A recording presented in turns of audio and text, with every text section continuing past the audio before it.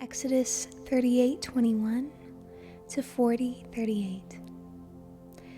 This is an inventory of the materials used in building the tabernacle of the covenant. The Levites compiled the figures as Moses directed, and Ithamar, son of Aaron the priest, served as recorder.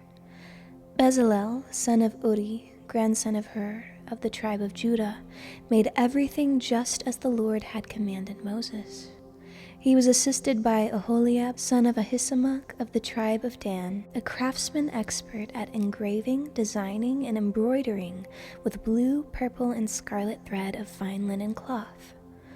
The people brought special offerings of gold, totaling 2,193 pounds, as measured by the weight of the sanctuary shekel. This gold was used throughout the tabernacle. The whole community of Israel gave 7,545 pounds of silver, as measured by the weight of the sanctuary shekel. This silver came from the tax collected from each man registered in the census. The tax is 1 bekah, which is half a shekel, based on the sanctuary shekel. The tax was collected 603,550 men who had reached their 20th birthday.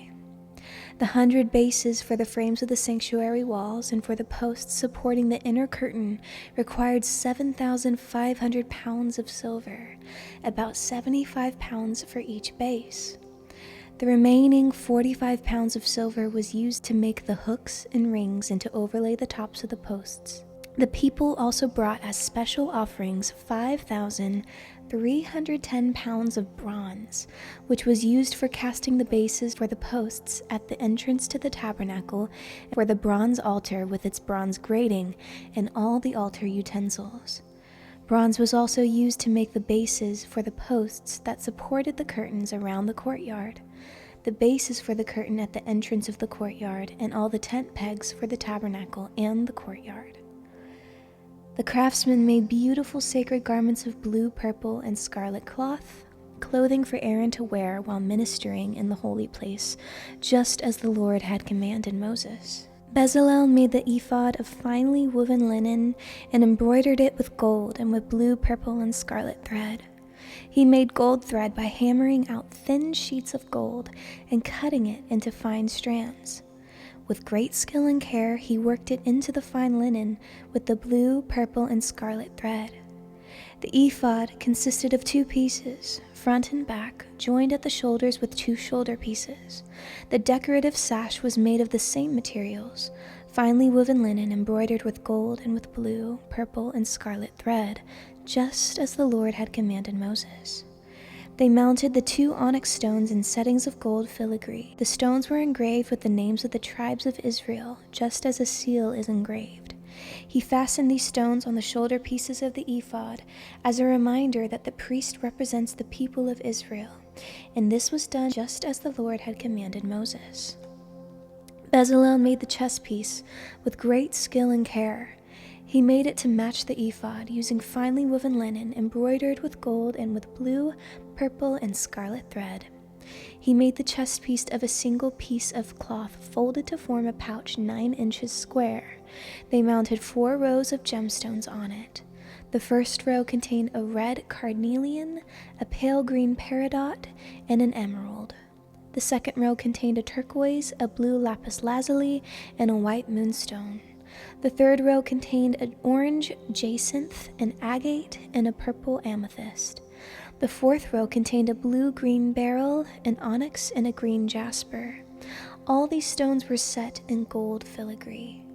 Each stone represented one of the 12 sons of Israel, and the name of that tribe was engraved on it like a seal. To attach the chest piece to the ephod, they made braided cords out of pure gold thread. They also made 2 settings of gold filigree and 2 gold rings and attached them to the top corners of the chest piece. They tied the 2 gold cords to the rings on the chest piece. They tied the other ends of the cords to the gold settings on the shoulder pieces of the ephod.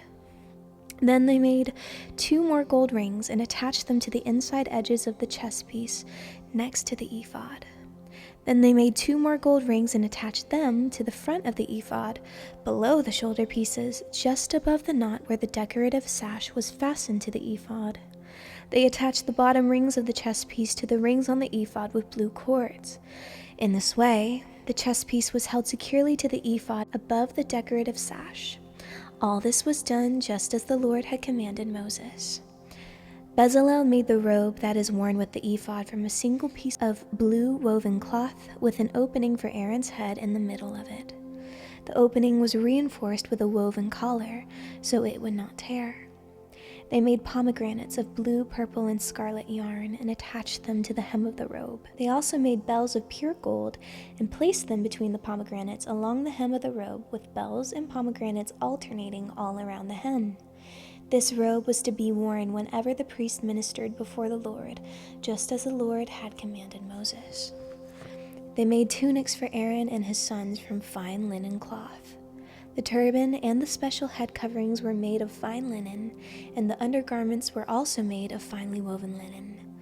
The sashes were made of finely woven linen and embroidered with blue, purple, and scarlet thread, just as the Lord had commanded Moses. Finally, they made the sacred medallion, the badge of holiness, of pure gold. They engraved it like a seal with these words, "Holy to the Lord." They attached the medallion with a blue cord to Aaron's turban, just as the Lord had commanded Moses. And so, at last, the tabernacle was finished. The Israelites had done everything just as the Lord had commanded Moses, and they brought the entire tabernacle to Moses.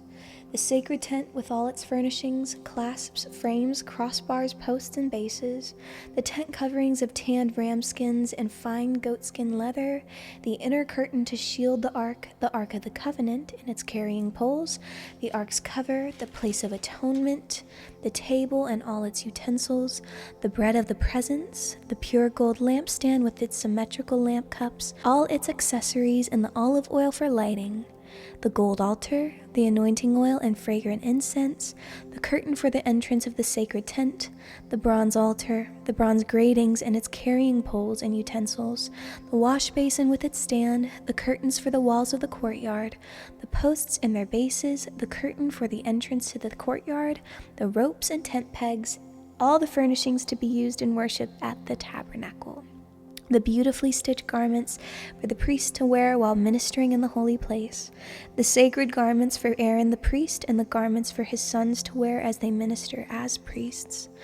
So the people of Israel followed all of the Lord's instructions to Moses. Then Moses inspected all their work. When he found it had been done just as the Lord had commanded him, he blessed them. Then the Lord said to Moses, "Set up the tabernacle on the first day of the new year. Place the Ark of the Covenant inside, and install the inner curtain to enclose the Ark within the most holy place. Then bring in the table and arrange the utensils on it, and bring in the lampstand and set up the lamps. Place the gold incense altar in front of the Ark of the Covenant, then hang the curtain at the entrance of the tabernacle. Place the altar of burnt offering in front of the tabernacle entrance. Set the wash basin between the tabernacle and the altar, and fill it with water. Then set up the courtyard around the outside of the tent and hang the curtain for the courtyard entrance. Take the anointing oil and anoint the tabernacle and all its furnishings to consecrate them and make them holy. Anoint the altar of burnt offering and its utensils to consecrate them. Then the altar will become absolutely holy. Next, anoint the wash basin and its stand to consecrate them. Present Aaron and his sons at the entrance of the tabernacle and wash them with water. Dress Aaron with the sacred garments and anoint him, consecrating him to serve me as a priest. Then present his sons and dress them in their tunics. Anoint them as you did their father, so they may also serve me as priests. With their anointing, Aaron's descendants are set apart for the priesthood forever, from generation to generation." Moses proceeded to do everything just as the Lord had commanded him. So the tabernacle was set up on the first day of the first month of the second year. Moses erected the tabernacle by setting down its bases, inserting the frames, attaching the crossbars, and setting up the posts. Then he spread the coverings over the tabernacle framework and put on the protective layers, just as the Lord had commanded him. He took the stone tablets inscribed with the terms of the covenant and placed them inside the ark. Then he attached the carrying poles to the ark, and he set the ark's cover, the place of atonement, on top of it. Then he brought the ark of the covenant into the tabernacle and hung the inner curtain to shield it from view, just as the Lord had commanded him. Next, Moses placed the table in the tabernacle along the north side of the holy place, just outside the inner curtain, and he arranged the bread of the presence on the table before the Lord, just as the Lord had commanded him. He set the lampstand in the tabernacle across from the table on the south side of the holy place. Then he lit the lamps in the Lord's presence, just as the Lord had commanded him. He also placed the gold incense altar in the tabernacle in the holy place in front of the inner curtain. On it he burned the fragrant incense, just as the Lord had commanded him. He hung the curtain at the entrance of the tabernacle, and he placed the altar of burnt offering near the tabernacle entrance. On it he offered a burnt offering and a grain offering, just as the Lord had commanded him. Next, Moses placed the wash basin between the tabernacle and the altar. He filled it with water so the priests could wash themselves. Moses and Aaron's sons used water from it to wash their hands and feet. Whenever they approached the altar and entered the tabernacle, they washed themselves, just as the Lord had commanded Moses. Then he hung the curtains forming the courtyard around the tabernacle and the altar, and he set up the curtain at the entrance of the courtyard. So at last, Moses finished the work. Then the cloud covered the tabernacle, and the glory of the Lord filled the tabernacle. Moses could no longer enter the tabernacle because the cloud had settled down over it, and the glory of the Lord filled the tabernacle. Now, whenever the cloud lifted from the tabernacle, the people of Israel would set out on their journey, following it. But if the cloud did not rise, they remained where they were until it lifted. The cloud of the Lord hovered over the tabernacle during the day, and at night fire glowed inside the cloud so the whole family of Israel could see it.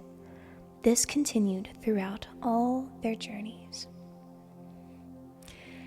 And that concludes Exodus. We've read all of Genesis, all of Exodus, and I want to encourage you to keep reading. The Torah portions continue in a cycle every week, and it repeats every year.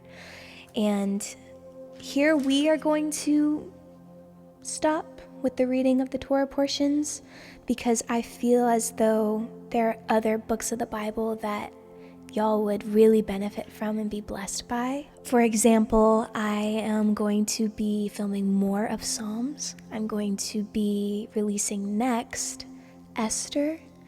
And if there are other specific books of the Bible that you would like to hear me read, I would love to read that for you so you have something to listen to if you're busy during the day or if you just don't have the time to sit down and read it for yourself. I know there's even been people who have dyslexia, and this has really blessed them to have someone read it to them. But this is the plan going forward. I hope that you've been blessed by these readings. I'm going to continue reading them with my family. And again, I encourage you to do that with yours as well. But I'll see you in the next series. Love you all so much.